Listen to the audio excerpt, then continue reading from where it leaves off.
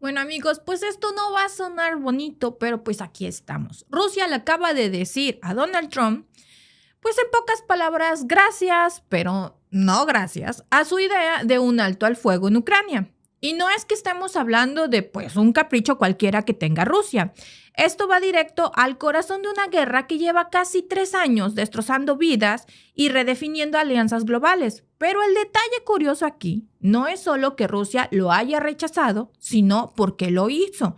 Y ojo, esto no es un simple no queremos, sino que hay toda una estrategia detrás. Vamos a desmenuzarlo. Primero, un poco de contexto rapidito para aterrizar el tema. Ucrania y Rusia, como sabemos, pues llevan enfrascados en un conflicto que ha cobrado miles de vidas y generado millones de desplazados. Pero, ¿qué es lo que Trump propone? Bueno, un alto al fuego inmediato. De ahí vemos que por qué decía que cuando él llegara a la silla presidencial, que aunque aún no se ha sentado, está próximo ya muy pocos días, pues en 24 horas acababa este conflicto. Y algo que pues que suena muy bonito en el papel, ¿no? Detener los ataques, bajar las armas, dar un respiro a los civiles, pero Rusia lo rechaza de lleno. Según el ministro de Asuntos Exteriores ruso, Sergei Lavrov, esto no es más que un camino a ninguna parte. La razón, bueno, Ucrania aprovecharía esa pausa para rearmarse y preparar para la siguiente ronda, pedir más armas. ¿Tiene sentido? Bueno, depende de qué lado estemos mirando este tablero. Por otro lado, Rusia dice estar dispuesta a negociar, pero bajo sus condiciones, y aquí es donde las cosas se ponen más interesantes. Hablamos de condiciones como que Ucrania renuncie a entrar en la OTAN y acepte límites estrictos a su ejército, o sea, básicamente que Ucrania quede desarmada y neutral, algo así como Japón. ¿Suena como algo que Ucrania aceptaría? Honestamente, lo dudamos.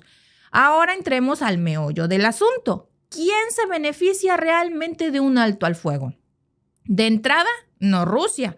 Hasta ahora las fuerzas rusas controlan, según los medios y según información oficial, casi un 20% del territorio ucraniano, incluyendo regiones clave como Donetsk, Lugansk y parte de Zaporilla, y también de Jersón. Estos territorios no son solo estratégicos por su ubicación, sino que también albergan recursos cruciales como tierras fértiles. Ojo ahí porque acuérdense que las tierras fértiles en esta parte del mundo se le conoce como el granero. Y también aquí había muchos intereses de grandes compañías, entre ellas BlackRock, por las tierras fértiles y por supuesto por la energía. Además incluye una planta nuclear más grande de toda Europa que está en Zaporilla. Renunciar a un alto al fuego para Rusia, pues significa continuar consolidando su control y asegurarse de que cualquier negociación futura se haga desde una posición de fuerza. ¿Por qué aceptarían detenerse ahora si tienen ventaja para ellos? Pues no sería algo lógico. Para ellos esto sería como detenerse en medio de una maratón cuando están a punto de llegar a la meta. Además, un alto al fuego sin garantías sólidas de seguridad no elimina la amenaza a largo plazo que pueda tener Rusia. Desde su perspectiva, Ucrania seguiría siendo un aliado potencial de Occidente, fortaleciéndose militarmente bajo la influencia de la OTAN y, por supuesto, de Estados Unidos, porque el objetivo principal de Zelensky es meter a Ucrania en la OTAN. Por supuesto, para Moscú eso es inaceptable. Aquí es donde entra el cálculo frío de Lavrov al decir que un alto al fuego es un camino a ninguna parte. Y francamente, no lo dicen solo por decirlo o porque se les haya ocurrido.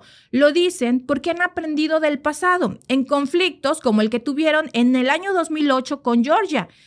Hicieron una pausa que solo permitió que el otro lado reforzara sus capacidades militares. Ahora veamos el lado ucraniano. Ucrania, como dijimos, está en una posición sumamente complicada. En los últimos meses ha perdido terreno y su ejército enfrenta una guerra de desgaste que afecta tanto su moral como su capacidad operativa. Pero un alto al fuego, honestamente, a ellos sí les permitiría reagruparse, buscar más ayuda internacional y reforzar sus líneas defensivas. Suena bien, ¿no? Pero pues no tanto, porque aceptar también este alto al fuego, especialmente cuando Rusia está ocupando una quinta parte de su territorio, puede ser percibido como una derrota política y por supuesto una derrota militar. Esto podría también generarle una fractura interna a Zelensky en otros sectores que quieren resistir y, por supuesto, también aquellos que prefieren buscar la paz a cualquier costo. Y eso no es todo. Ucrania también está lidiando con una economía que se está desmoronando. Según el Banco Mundial, su Producto Interno Bruto cayó en un 35% en el 2022 y su dependencia de la ayuda exterior no hace más que crecer. Si el conflicto se congela, no se resuelve. Ucrania va a seguir siendo una nación al borde del colapso financiero y, por supuesto, una nación que necesita ayudas externas. Además, ¿cuánto tiempo más puede Occidente sostener su apoyo económico y militar sin resultados claros? Porque no es que tampoco sea un banco sin fondos el que le estén dando, no todos se lo van a dar. Y aquí es donde tenemos que hablar de otros casos históricos y vámonos a hablar de Corea. Si ustedes recuerdan, en 1953 la Guerra de Corea terminó con un alto al fuego, no con un tratado de paz. El resultado que tenemos hasta el día de hoy, 70 años después, es que la península coreana sigue técnicamente en guerra. La zona desmilitarizada, que se suponía iba a ser el símbolo de pausa en el mundo, pues se ha convertido en una línea de división permanente entre dos naciones enemigas. Si saben también, en este tiempo, con esta pausa, trataron de aislar a Corea del Norte y que hemos visto pues el resultado de muchísimos avances tecnológicos que se creían imposibles para Corea del Norte y un armamento nuclear. Queremos otra frontera congelada que se convierta en el nuevo epicentro de tensiones geopolíticas durante décadas. Y no es el único ejemplo que tenemos. Otro ejemplo es el conflicto de Nagorno-Karabaj entre Armenia y Azerbaiyán. Cada vez que se firmaba un alto al fuego, las hostilidades se reanudaban tarde o temprano, porque las causas del conflicto nunca se resolvieron. Entonces, estos altos al fuego no solucionan nada. Y miren, tenemos aquí un video de las declaraciones que hizo el primer ministro ruso. No puede ser algo que nos convenga. Una plática sin valor. Mientras que lo que escuchamos son discusiones sobre la necesidad de un alto el fuego. Y no se oculta que este alto el fuego es necesario para ganar tiempo y continuar armando a Ucrania para que se estabilice. Se ha realizado una movilización adicional y el alto el fuego es un callejón sin salida. Necesitamos decisiones finales, acuerdos jurídicos en los que se establecerán todas las condiciones para la seguridad de la Federación Rusa y, por supuesto, los intereses legítimos de nuestros vecinos, pero en este caso, que establezca de forma internacional y legal la imposibilidad de infringir estos pactos y estos acuerdos deben centrarse sobre todo en la causa, en la raíz de la crisis ucraniana, siendo las principales causas o las dos principales causas la violación. Primero, la violación de todos los compromisos de no expandir la OTAN hacia el este y la agresiva absorción de todo el espacio geopolítico hasta nuestras fronteras, y a Ucrania le ha tocado este destino y aún se sigue hablando de ello. Y la segunda causa raíz, por supuesto, son los intereses rusos, las acciones de Kiev después del golpe, que fue declarado oficialmente y luego se estableció legalmente la erradicación del idioma ruso en los medios de comunicación y la cultura, el empleo del ruso en la vida diaria y la prohibición de la Iglesia Ortodoxa ucraniana. Bueno, pues ahí vimos las declaraciones del primer ministro ruso. Dice nuestro amigo Eliu Méndez, ese dinero que está gastando ahí en la guerra, más la vida de gente inocente que están muriendo, ese dinero debería de utilizarlo para el beneficio de la gente que más lo necesita. Así de fácil. Totalmente de acuerdo, pero también recordemos que las guerras son un gran negocio. Y miren, son algunas de las fuentes que hoy lo traen. Muchísimos medios lo traen. Esta nota la trae de Economic Times. La pueden encontrar en español también en Infobae. En muchísimos medios todos traen la misma información. Nosotros verificamos muchísimas fuentes antes de hacer en vivo, de sacar la información. Todos traen la misma. Entonces, Es una nota que ya está confirmada desde ayer en la tarde. En medios latinos o hispanohablantes los traen el día de hoy también. Pero pues un alto al fuego en Ucrania pues corre el riesgo exactamente de ser lo mismo, únicamente congelar el conflicto. No va a solucionar las tensiones que hay en este momento entre Rusia y Occidente, ni las aspiraciones que tiene Ucrania de unirse a la OTAN, aunque vemos que esto cada vez es más difícil. Lo único que va a pasar es que se va a aplazar el problema. ¿Y quién paga el precio? Pues las personas en el terreno, las familias que siguen estando desplazadas, los soldados que van a seguir esperando órdenes ahí en el campo de guerra, en las trincheras heladas, porque el invierno es muy crudo. Entonces, si el alto al fuego no es una solución, ¿qué hacemos? Aquí es donde entra la necesidad de negociar, pero de negociaciones serias, pero no cualquier tipo de negociación. Es necesario que se negocie la paz, aunque suene como un sueño, pero es más realista si pensamos a largo plazo. Rusia ya dejó claro que busca acuerdos jurídicamente vinculantes que garanticen su seguridad. Y aquí hay una oportunidad para que ambas partes pues trabajen en compromisos. Pero claro, eso también significa que ambos lados van a tener que ceder y no estamos seguros de que ninguno esté dispuesto a hacerlo. Aquí entra un detalle interesante en todo esto, la postura que ha adoptado Zelensky en los últimos días.